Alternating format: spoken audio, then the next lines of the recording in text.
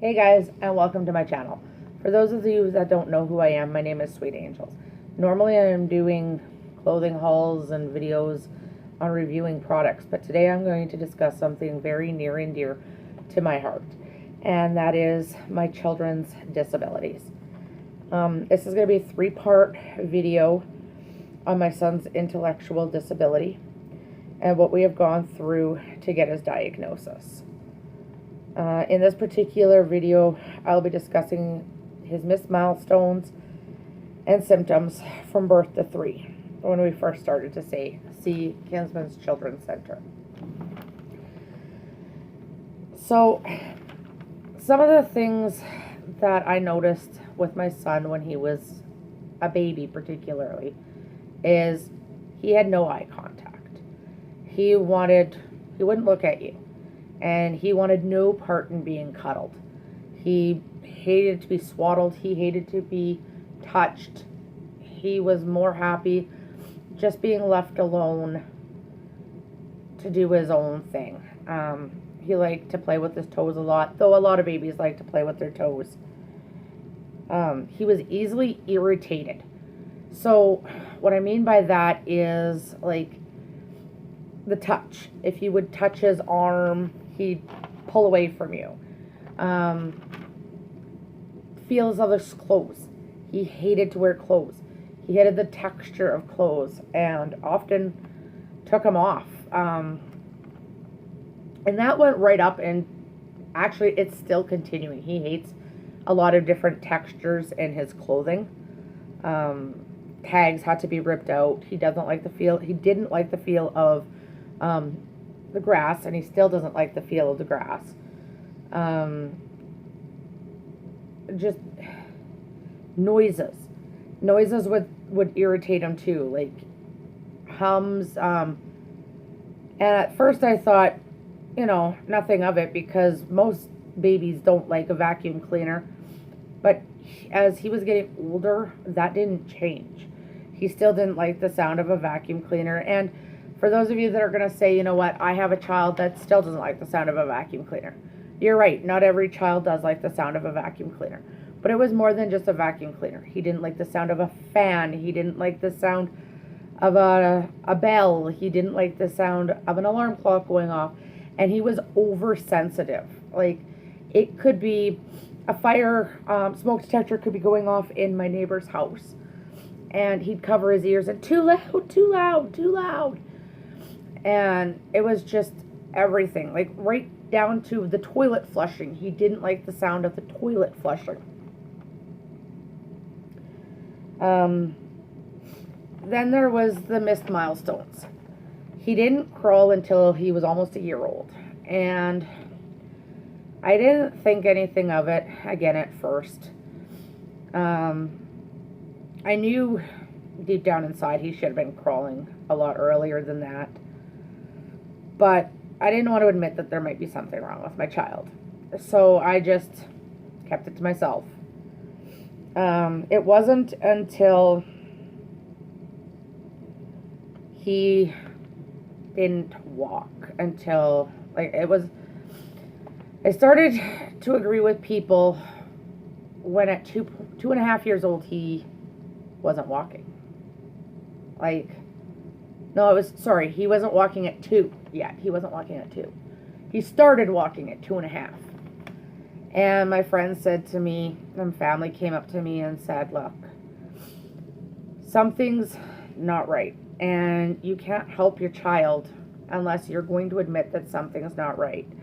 And I think it's time that you take him to the doctor and find out, because he didn't crawl when he should have.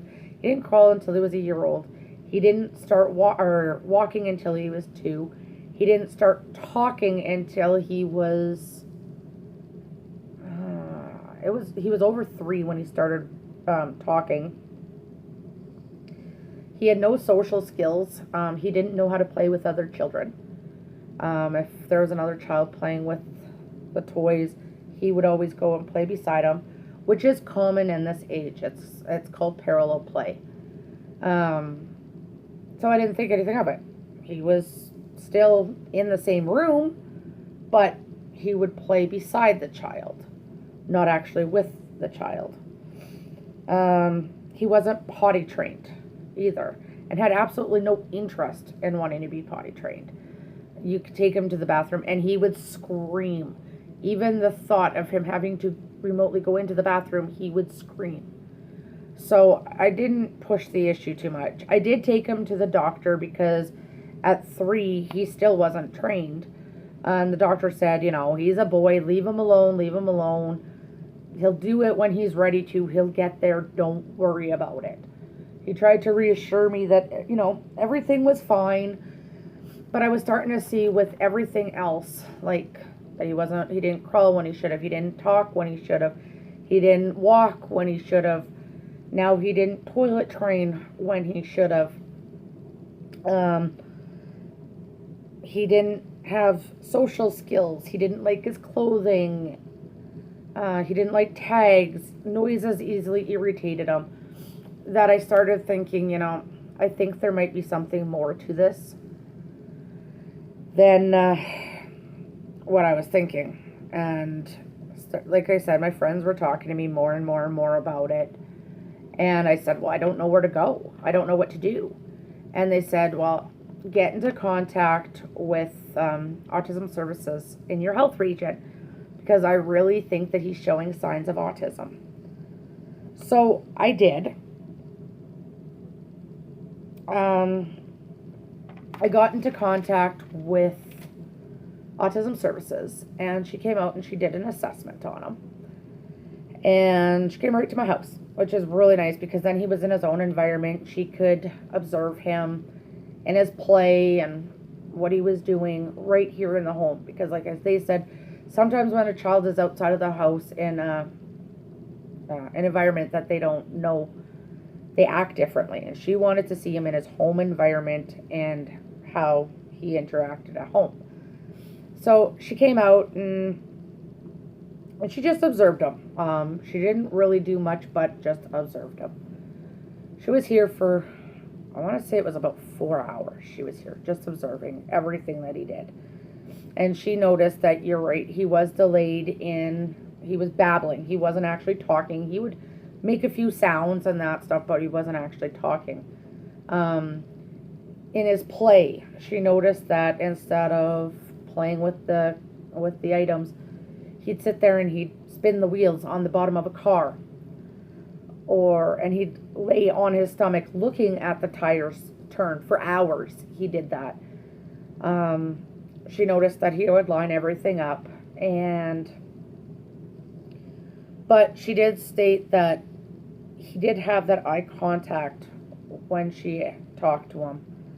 And she didn't feel at that particular point in time that autism was the right diagnosis for him. She said he's young. He needs to go into school.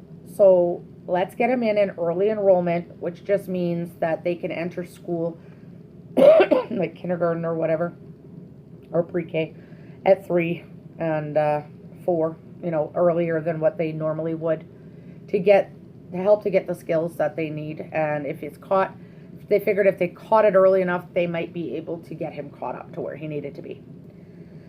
So she said, we'll put him into early enrollment. So we did, and he got an EA. So he went into the preschool program with his EA. And I said, but he's not trained. And she said, that's okay, don't worry about it.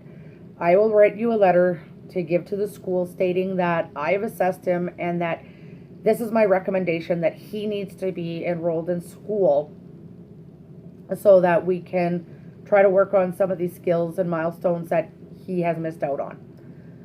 So I got in contact with the school and I gave them the letter, and they said, okay, we noticed that he's not toilet trained. Are you willing to come to the school and change him if he has a bowel accident or a bladder accident? And I said, absolutely. If that is what I needed to do to get him enrolled in school, then I would do it. And the school is only like a block away from where I lived.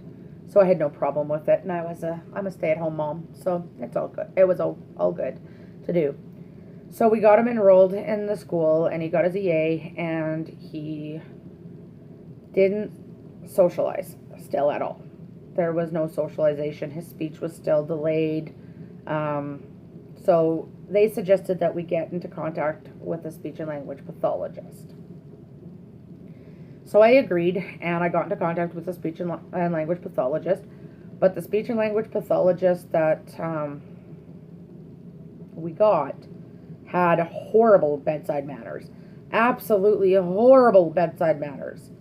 He was very rude and just not very good at his job.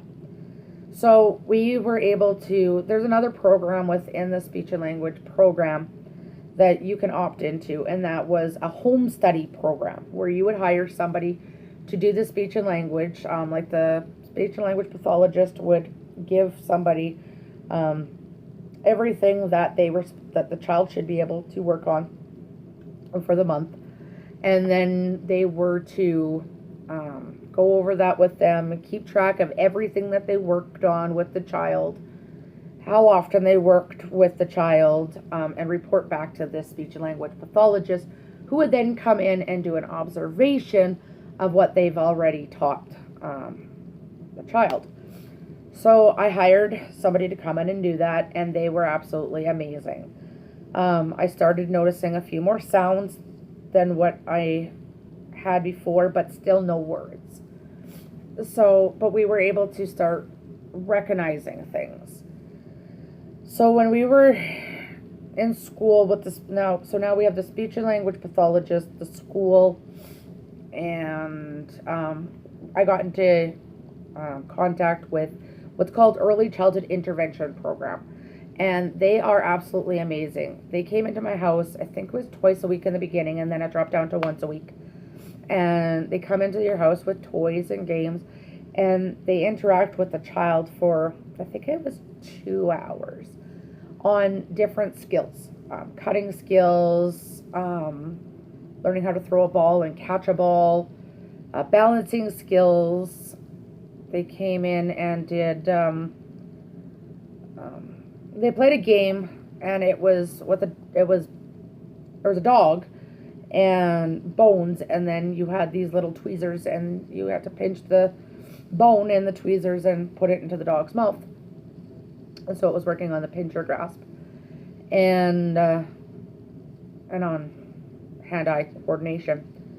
He struggled with that a lot, but they came in every week and did the same, or every second week, and did the exact same thing, worked with him. So I had a lot of team members at this particular time, going into preschool.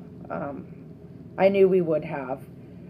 But so when we went into preschool and he was struggling, they also had decided to send us over to Kinsman's Children's Center. It was another place that we got sent to. And when we went over there, they had, oh my goodness gracious, they had everybody. I had a team of 5 or 6 people. There was occupational therapy, speech and language, physiotherapy, a psychologist, a social worker, a pediatrician. There was everybody that was over there. And so again, it was a long assessment. It was an 8-hour assessment, and they were assessing him, to see if they felt he had autism. And that assessment came back inconclusive. It was devastating, in one sense, and exciting in the other, because to me, inconclusive again meant that there wasn't enough signs to show he had autism. And so the things that they did discover from that is that he definitely did have a developmental delay, and they actually classified it as a global developmental delay, which means over multiple areas. He was delayed in speech. He was delayed in walking. Like I knew, he was delayed in social skills. He was delayed in occupational therapy skills, fine motor, gross motor. he was delayed in a lot of aspects of things. So I asked them where we go from here, and they said right now you're doing what you need to do. You've got him in early enrollment in school. You've got him with early childhood intervention. We are now going to continue to follow him, and we think that bringing him back when he's a little older, at like the age of 6, would be beneficial to be able to do another assessment and see if at that time, once he's gotten to school and learned to be around other people, if maybe we'll get a different outlook on the assessment when we redo it.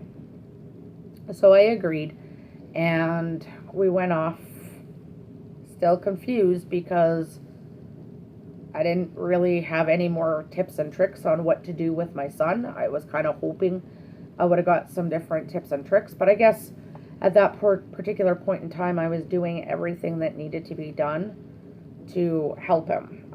I didn't really feel that I was doing a whole lot because I hadn't actually got him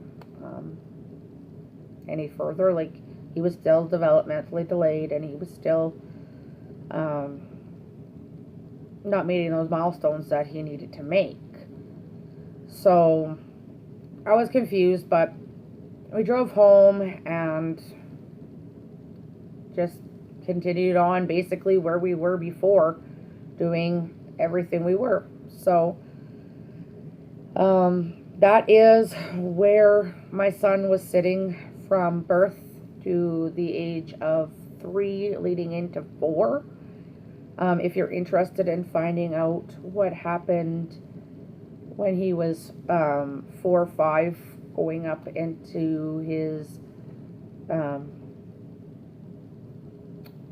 grades in grade 1 and grade 2, 3, then please come back and watch the next video following this one, so that you can come back and see the struggles that we've gone through, the growths that we've went through, the achievements we've made, and the milestones that we have yet to make. So guys, that's what I have for this video. I don't want to make this video too long. So if you like this video, then don't forget to hit like, hit subscribe, leave me a comment in the comment section, and have yourselves a great day. Thanks, guys.